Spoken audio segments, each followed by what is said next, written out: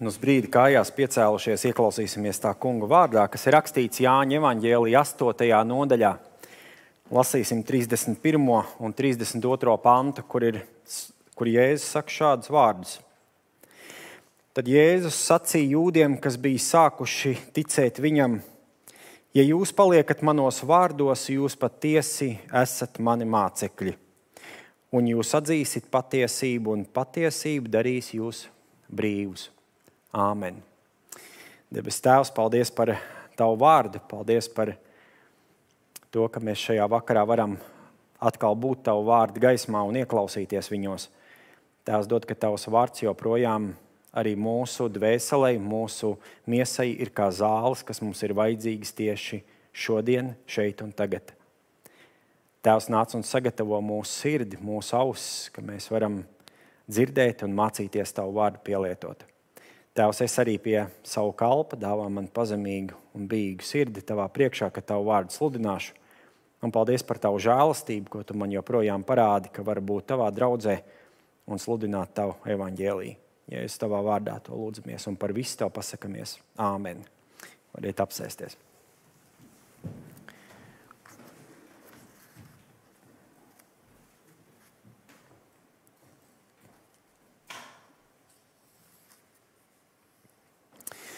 Mēs dzīvojam pasaulē, kur patiesība nav īsti cieņā. Un mēs varētu domāt un varbūt no dažādiem skata punktiem paskatīties, kas tad ir patiesība.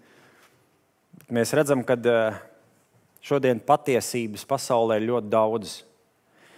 Un bieži vien patiesību cilvēki pielāgo tādām savām interesēm, savām vajadzībām.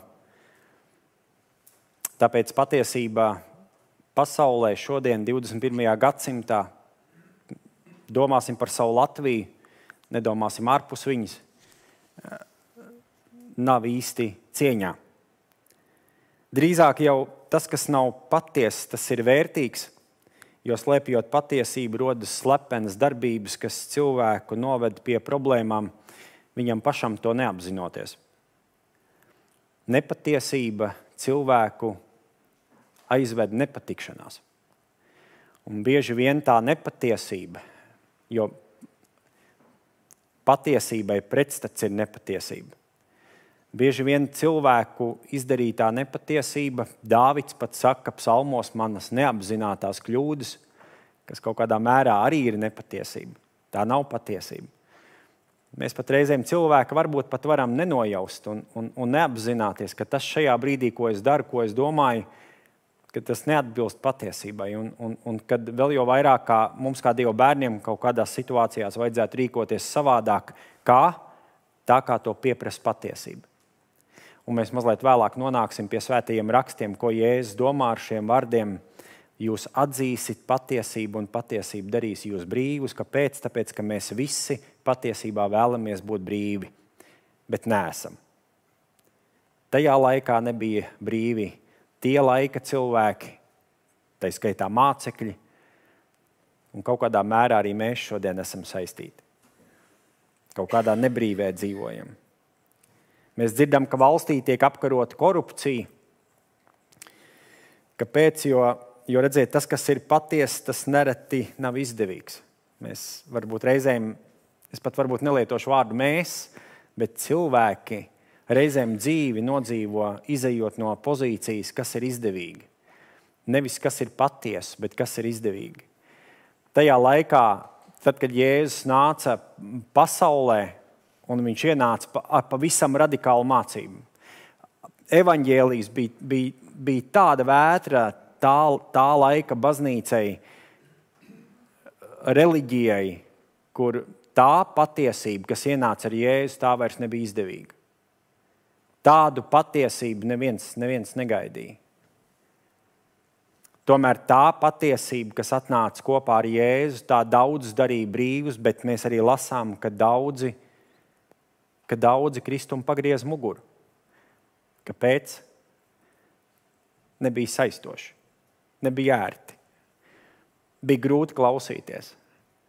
Tā patiesība, ko sludināja Jēzus, kaut ko prasīja no cilvēkiem. Jo tad, kad mēs dzirdam evaņģēlija vēsti, tad mēs varam būt droši, kad evaņģēlijs cilvēkiem liek mainīties. Evaņģēlijs nekad nav vēsts, kur cilvēks dzird un cilvēks saka, nu tad es varu palikt tāds pats, kāds atnācu. Nē. Evaņģēlijs, šī patiesība, šī dievišķā patiesība liek cilvēkiem mainīties. Mazliet varbūt no cita skatu punkta cilvēks var garīgi un emocionāli nobankrotēt, ja viņš visu dzīvi nodzīvo tikai izejot no tā, kas viņam būs izdevīgi. Tāpēc reizēm, kad jūs dzirdat, cilvēks saka, zini, es gribu dot arī citiem. Es tā reizēm esmu klausījies cilvēku un es tā domāju, no kurienes tas tev tā atnāca, ka tu gribi arī dot citiem. Tu varbūt visu dzīvi esi ņēmis, esi bijis ņēmējs, un tu vienā brīdī saki, bet šobrīd es jūtos tā, ka es gribu dot citiem. Tas nav atnācis tāpat vien. Mēs reizēm ar došanu citiem izpērkam kaut kādas pagātnes kļūdas, sāpes, kaut kādas varbūt neizdarītas lietas, kur cilvēks tā dzīvo un saka, es daudz ko varēju dzīvē paveikt, pusmūžu esmu nodzīvojis, es to saku, izejot no saviem gadiem. Pusmūžu esmu nodzīvojis un jā, nevienam īsti neko labu neesmu darījis. Esmu tikai ņēmis un es gribu dot citiem. Tas ir labi, ka grib dot. Bet ja mēs sākam dot uz vainas apziņas rēķina, tad bieži vien tā došana nav patiesa. Mēs reizēm ar došanu izpērkam. Tad, kad tu ar došanu sāc izpirkt kaut ko, tā reizēm nav patiesa. Tajā apakšā ir kaut kādi zemteksti. Ir dažāda veida patiesības. Ja cilvēks ignorē gravitācijas principus, tad viņš sevi vai nu ievainot, vai viņš arī piedzīvot letālu iznākumu. Patiesība ir tā, ka tu dzīvojot savā zemē, tev ir jāievēro savas valsts likumi. Un ja tu aizbrauc uz citu zemi, tev ir jāievēro tās valsts likumi. Tu nevari dzīvot kā pagadās. Tu nevari citā valstī dzīvot ar Latvijas likumiem. Un šeit tu nevari dzīvot ignorējot, ka tev pieder visa pasaule un visiem ir jāklaus tevi un tu vari rīkoties kā gribi. Nē. Tā ir patiesība, kur tev ir jāievēro. Bet kāda ir patiesība par mani?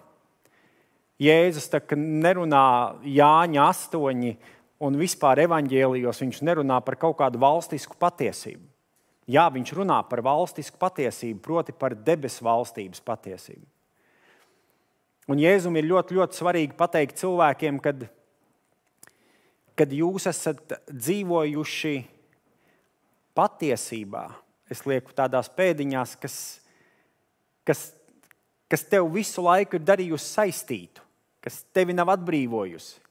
Bet Jēzus saka, es jums gribu piedāvāt patiesību, kas jūs atbrīvos. Kad es domāju par šiem vārdiem, es domāju, kas šodien, kā es nonācu savā dzīvē pie patiesības, kas dara brīvu.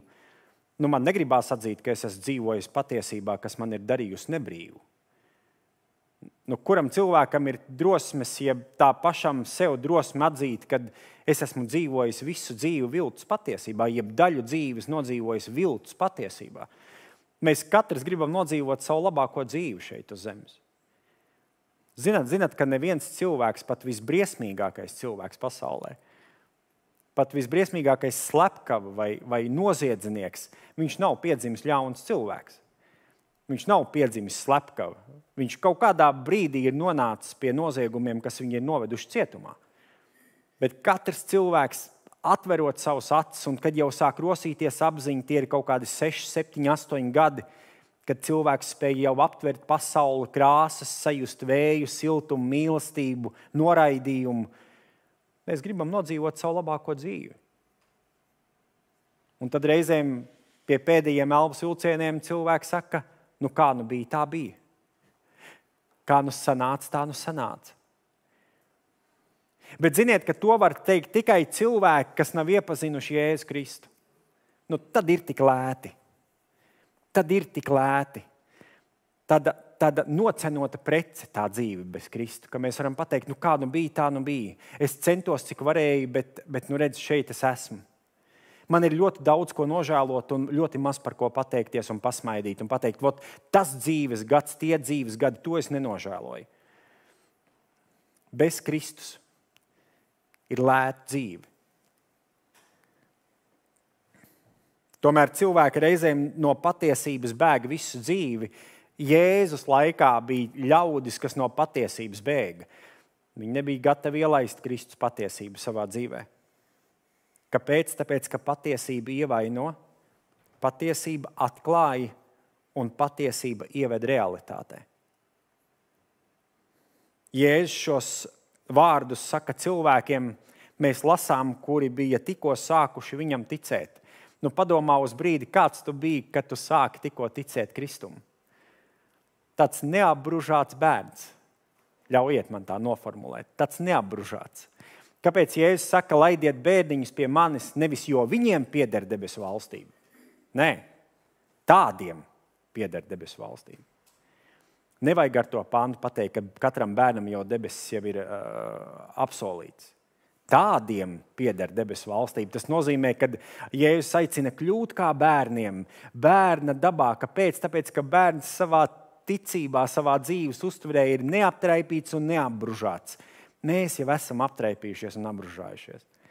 Mēs jau zinām, ka mēs dzirdam vārdu dzīve, mums jau ir jau kaut kāda bilde, kas mums ar to norezonē, ar vārdu dzīve. Bērnam nav.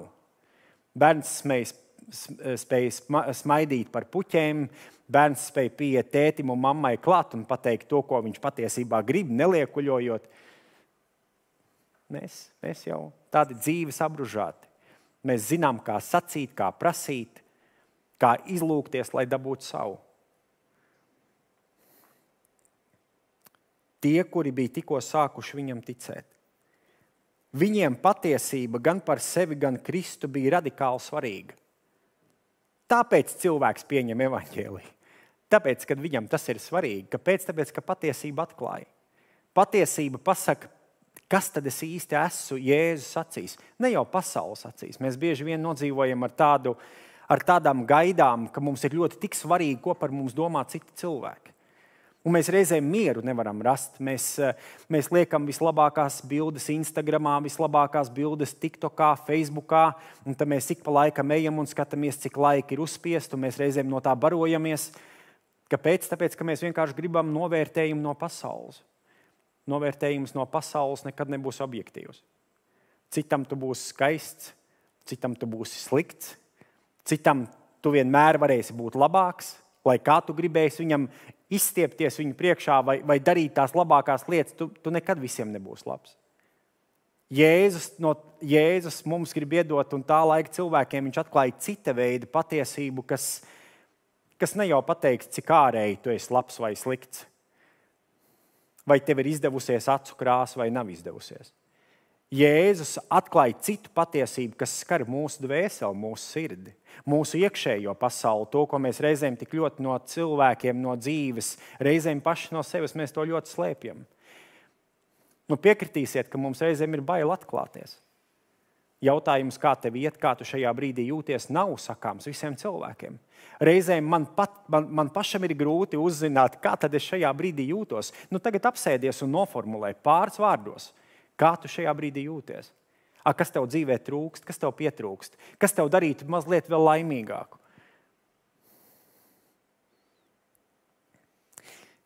Gan pie pazīšanas, gan iepazīšanas ir svarīgi uzzināt, kas ir viņš un kas esmu es un kāda ir realitāte ap mani.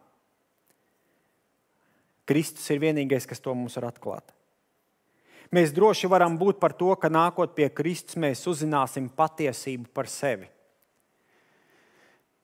Man ir bijis 2 cilvēki manā kalpošanā Kristum, kuri pateikuši, es tāpēc nenāku, lai neuzzinātu par sevi to, ko es negribu zināt.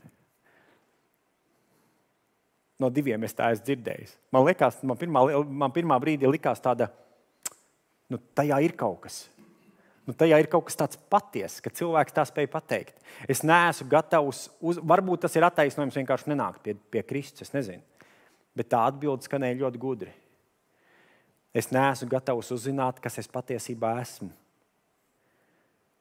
Atklāsmes grāmata 3.17 saka, tas tiek teikts Sardus draudzei.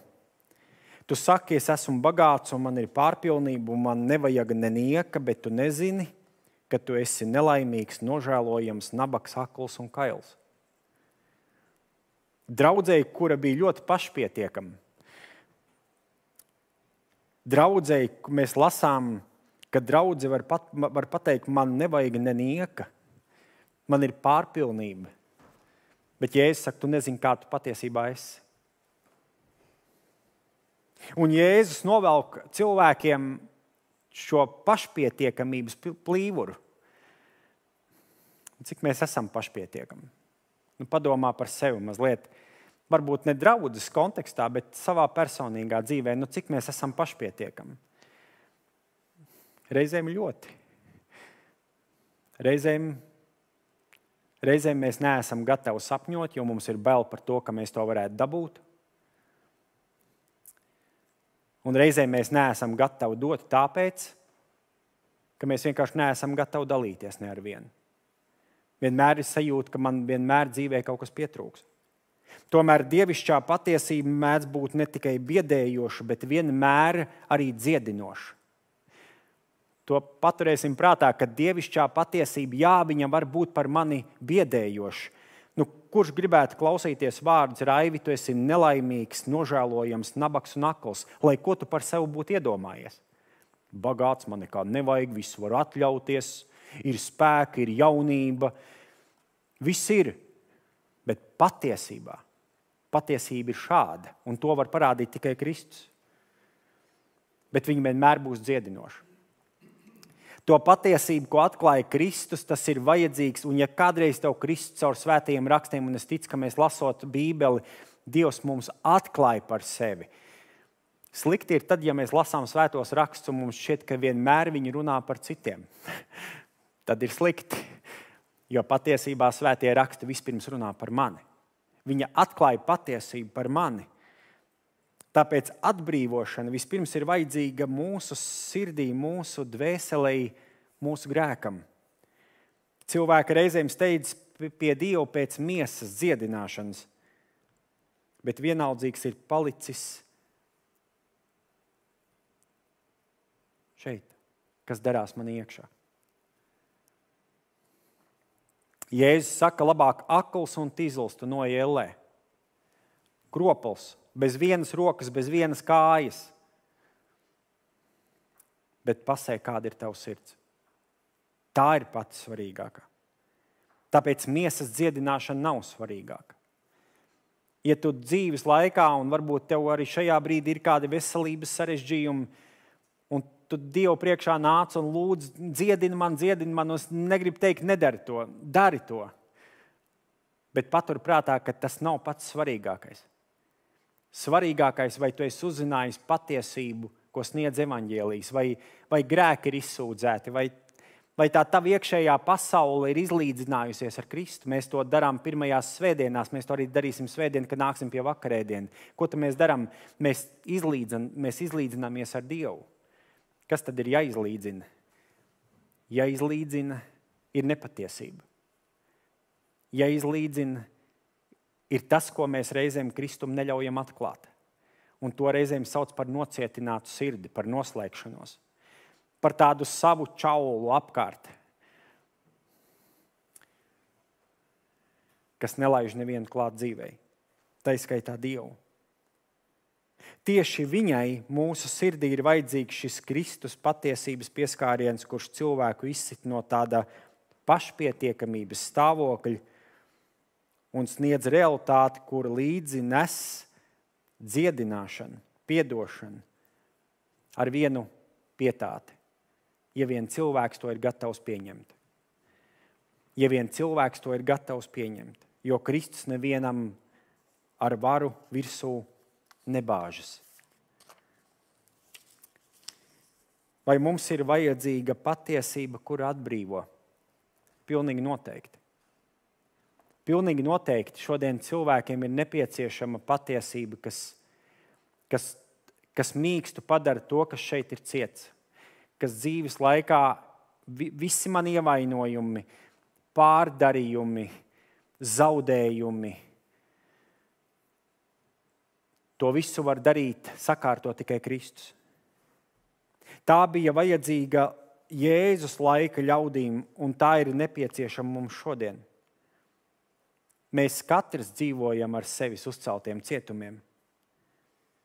Kas tad viņus ir izveidojis? To izveidojis ir laiks, stereotipi, ievainojumi, grēks, noliegums. Man tādam ir jābūt, ko citi par mani padomās. Man nav piedots, arī es nepiedošu. Lai gan tagad saka, ir mazliet moderni sacīt, es piedodu, bet nekad neaizmirsīšu. Un es tā lasu, un es domāju, kas tas tāds ir? Vai var piedot un nekad neaizmirst? Vai tā ir patiesa piedošana? Palasiet kādreiz internetā vai paklausieties cilvēks. Es viņam esmu, vai tu esi viņam piedevi? Jā, bet es nekad neaizmirsīšu. Var jau būt. Var jau iespējams, ka var piedot un nekad neaizmirst. Bet Kristus šādu puspatiesību manā dzīvē pat nepieņem. Jēzus diskusija galvenokārt bija ar jūdiem. Viņi nesaprata Jēzus sacītos ne vārdus, ne viņa mācību. Īpaši, kad Jēzus sacīja pirms Abrahams tappa, esmu es, Jāņa 8:58. Tā laika jūdiem viņiem bija briesmīgi šādu patiesību dzirdēt. Bet no vienas puses Jēzus redz vajadzību pēc atbrīvošanas, kas cilvēkā ir vajadzīga, kurā viņus spēj ievest tikai Jēzus dāvātā patiesība, bet viņi to nav gatavi pieņemt. Kristus dāvātā patiesība par mani, vai es to spēju pieņemt? Patiesībā tas nav jautājums, vai pat man viņa būtu vajadzīga. Viņa noteikti man ir vajadzīga. Jo tikai viņa spēja manu dzīvi ievirzīt pavisam citā perspektīvā un galvenokārt mūžībā. Kristus patiesība ievirza cilvēka dzīvi mūžībā. Pieņemt Jēzus dāvāto patiesību, tas nav atbrīvošanas jautājums, tas ir mūžības jautājums. Tas nav atkarīgs no manas vēlēšanās, vai tas nav mana nolieguma jautājums. Tas ir mūžības vērts jautājums. Tā laika gan jūdu, gan daļas sabiedrības problēma bija tā, ka viņi nevēlējās palikt Jēzus vārdos, ko Jāņa evaņģēlijā, īpaši 8. nodaļā, Jēzus atkal pie šī atgriežas. Tad Jēzus sacīja jūdiem, kas bija sākuši ticēt viņam, ja jūs paliekat manos vārdos, jūs patiesi esat mani mācekļi. Un 8:37. Es zinu, ka jūs esat Abrahama dzimums, un tomēr jūs mani meklējat nokaut, jo maniem vārdiem jūsu starpā nav vietas. Kam nav vietas? Šai patiesībai nav vietas. Mēs redzam, ka cilvēki arī nāk pie Kristus. Nav viss tik pelēks, kur varētu sacīt, cilvēki vairāk iet prom no Dieva nekā nāk pie viņa. Nē, arī nāk pie Dieva. Cilvēki joprojām visā pasaulē uztic savu dzīvi Jēzum Kristum, bet mēs arī redzam, ka cilvēki iet prom no Dieva. Kāpēc? Viens iemesls varētu būt tāds, ka nav notikusi kādā dzīves brīdī tāda patiesa jaunpiedzimšana. Kur cilvēki šos vārdus ir pieņēmuši vai ielaiduši savu dzīvē kaut kādu citu apsvērumu dēļ. Kas nav dzirdēts? Ir dzirdēts, kāpēc tu kristījies? Tāpēc, lai maniem bērniem būtu labāk. Kāpēc tu nāc baznīcā? Kāpēc tu lūdz Dievu? Tāpēc, lai manai mammai būtu labāk. Nē, tas viss ir aizlaukams projām. Patiesa jaunpiedzimšana ienāk tad, kad nevis Kristus ir nomiris par manu mammu un par maniem bērniem. Āmen, arī jā, bet vispirms, ka viņš ir nomiris par maniem grēkiem. Un ja uz tā jaunpiedzimšanas fona ir visi citi man apkārt un izpalieku es, tad nāk pie Kristus un arī iet projām no Kristus. Bet ja Kristus ir nomiris par maniem grēkiem, un ja tas ir bijis personīgi manā dzīvē, tas ir bijis personīgi par maniem grēkiem, par manām tām nepatiesībām, puspatiesībām, ko es esmu darījis, tad es vairāk prom nevaru aiziet. Tad es atnāku un paliku, nevis atnācu un aizgāju. Tā ir patiesa jaunpiedzimšana. Tad man vairāk nav jāmeklē, kāpēc, uz kāda pamata es šajā vakarā šeit esmu atnācis, mammas dēļ, brāļa dēļ, vispirms sevis dēļ. Tur iesākās patiesa jaunpiedzimšana, ka tas, ko Kristus izdarīja, tā patiesība, ko Kristus manā dzīvē šajā brīdī sludina, tas ir manu grēku dēļ, manas dzīves dēļ. Viņš nomira par maniem grēkiem.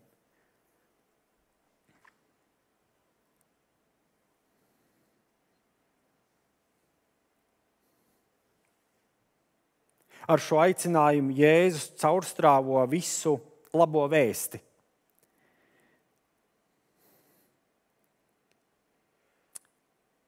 Vai maniem vārdiem jūsu dzīvē ir vietas? To Jēzus prasa jūdiem. To Jēzus prasa šajā vakarā. Viņš to jautā tev un man. Vai maniem vārdiem tavā dzīvē ir vietas? Tas ir mūžības vērts jautājums, kas sev līdzi nes šo atbrīvojošo patiesības mirkli, kur es ticu, ka Jēzus tik pacietīgi sagaida no mums šo pozitīvo sirds atsaucību, jo viņš ļoti stipri vēlas, lai tu būtu viņa dzīvē. Ļoti stipri Jēzus vēlas, lai mēs viņam savu dzīvi nodotu. Nevis mēs Kristum ierādām ugunsdzēsēju lomu, nevis vajadzības apmierinātāja loma, bet glābēja status. To Jēzus prasa no tevis un manis. Vai es tavā dzīvē esmu glābējis? Tā ir tā patiesība, kas man var darīt brīvu. Glābēja status, nevis ugunsdzēsēja loma. Jo viņš nāca glābt grēcinieku, nevis apmierināt un izdabāt cilvēku iegribām. Tā nav Kristus funkcija. Tas nekad nav bijis Kristus pamatuzdevums tavā un manā dzīvē. Jā, viņam nav par smagu pārcelt kalnus, viņam nav par smagu nolīdzināt nelīdzenumus, bet tā nav viņa pamatfunkcija. Patiesība darīs brīvus. Ja nu dēls jūs darīs brīvus, jūs patiesi būsiet brīvi. Vai mēs šodien vēlamies būt brīvi? Nevis saistīti, nevis maldos, aizspriedumos, bailēs, nedrošībā, bet patiesi brīvi. Dēls to var paveikt. Jautājums ir, vai mēs tam šodien tikpat jaudīgi, kā tajā pirmajā brīdī, kad mēs ar Kristu sastapamies, vai mēs joprojām tam spējam noticēt, ka dēls mani var darīt brīvu. Jāņa 11.26 ir sacīts, un ik viens, kas dzīvo un tic man, nemirs ne mūžam, vai tu to tici, un šie vārdi tiek sacīti Martai. Martai, kurai atkal no jauna nākas definēt un sev atgādināt, vai ticība viņā ir palikusi, jo viņas brālis Lācars bija miris. Sekošana Jēzum Kristum to liek atkal no jauna darīt. Apliecināt ticību. Jo bez viņa nav nekas, kas spētu mums sniegt patiesu brīvību. Jo Jēzus ne tikai spēja Lācaru celt, bet viņš spēja arī piecelt mūsos kaut ko, kas iespējams gadiem ir bijis miris. Iespējams, dzīvojot ar smagumu dvēselē. Patiesība to atbrīvo. Tomēr paturēsim prātā, ka patiesa brīvība sev līdzi vispirms nes atbildību. Brīvība nekad nav bijusi visatļautība. Brīvība neiet roku rokā ar paviršību, bet brīvība ir atbildība par to, ko Jēzus tev un man ir uzticējis. Un ko tad viņš ir uzticējis?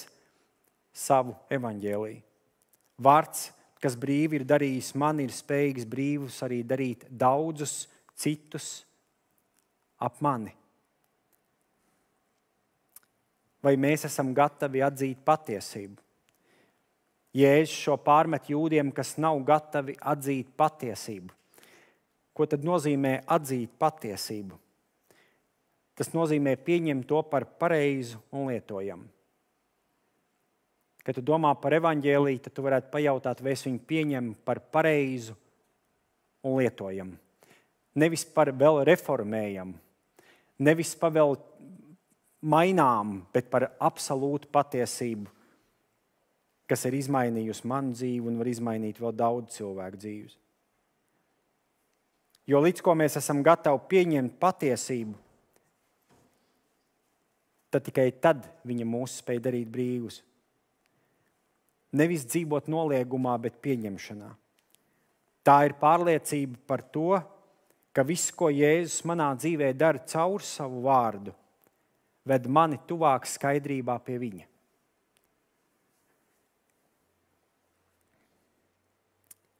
Patiesība neļauj dzīvot kompromisos.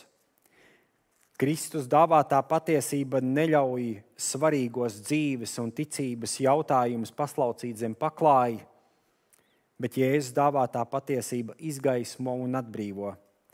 Izlaiž mani laukā no tā cietuma, kur es sev gadiem biju ieslēdzis.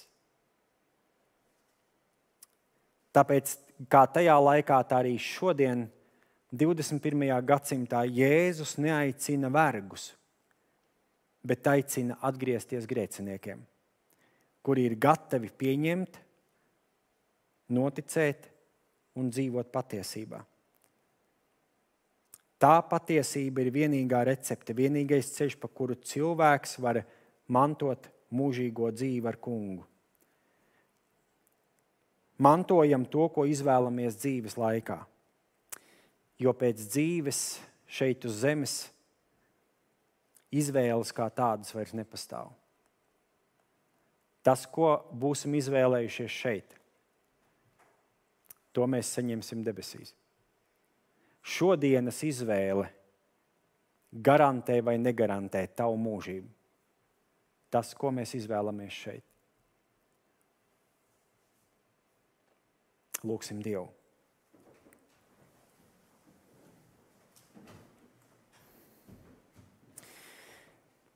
Jā, dārgais debes Tēvs, paldies par vārdu, paldies par to, ka tu nāci šajā pasaulē, ka tu devi savu dēlu, lai viņš tumsā ienestu gaismu, lai viņš tur, kur ir nepatiesība, ienestu patiesību. Un Tēvs, paldies, ka tu savādāk nevarēji kā dot vienu savu dēlu, vienpiedzimušo dēlu, lai viņš būtu par atbrīvotāju pasaulē, par patiesības nesēju pasaulē. Un debes Tēvs palīdz mums arī šodien, kad mēs dzīvojam ar tevi, kad mēs saucamies par taviem bērniem, palīdzi Tēvs mums atkal no jauna šo patiesību, ko tu mums esi devis, lasot tavu vārdu, nostiprināt to savā dzīvē. Atkal no jauna, Tēvs, atgādināt sev, kas tad ir patiesība par mani. Tēvs, tāpēc ļauj caur savu svēto garu tajos brīžos, kad evaņģēlijs runā uz mums, uz mūsu dzīvi, neaizslēgt savu sirdi. Bet Tēvs, ļaut vārdam darīt šo pārmaiņu procesu pie mūsu dzīvi, pie mūsu prātiem, pie mūsu sirds zemes. Tēvs, tāpēc pasargi mūs no nocietinātas sirds, pasargi cilvēks pasaulē, Latvijā, kur šajā brīdī ir aizslēguši savu sirdi Kristu tev. Kuri saka ne tikai Bībeli, ne tikai baznīcas, ne tikai tos ticīgos. Tēvs, pasargi viņus. Tēvs, atnāc atkal pie viņiem un klauvē pie viņu sirds, Tēvs, ka viņi var, ka kādā dzīves dienā viņi patiesi var salūst tavas patiesības priekšā. Kur, Tēvs, viņi var atdot no jauna savu dzīvi, Kristu uzticēt tev, jo tikai tava patiesība spēj darīt viņus brīvus. Tēvs, tāpēc palīdz mums uz evaņģēliju, kad mēs lasām svētos rakstus, palīdz Tēvs mums viņus uzlūkot kā mūžības vērtu vēsti. Jo Tēvs, tā arī tāda viņi ir. Un Tēvs palīdz mums, dāvā mums spēku neizturēties pret viņu vieglprātīgi, pavirši, bet kā pret mūžības vērtu vēsti. Un Tēvs palīdz mums arī pašiem dzīvot Tēvs tādā svētā neapmierinātībā par tiem, kas iet pazušanā. Nevis vienaldzībā, nevis labi, ka man ir labi, labi, kad es ticu, labi, ka man ir draudzi, bet kur ir tie citi, kam es vēl varētu pastāstīt Kristu par tevi. Jēzu ved mūs uz to, tavā vārdā. Āmen.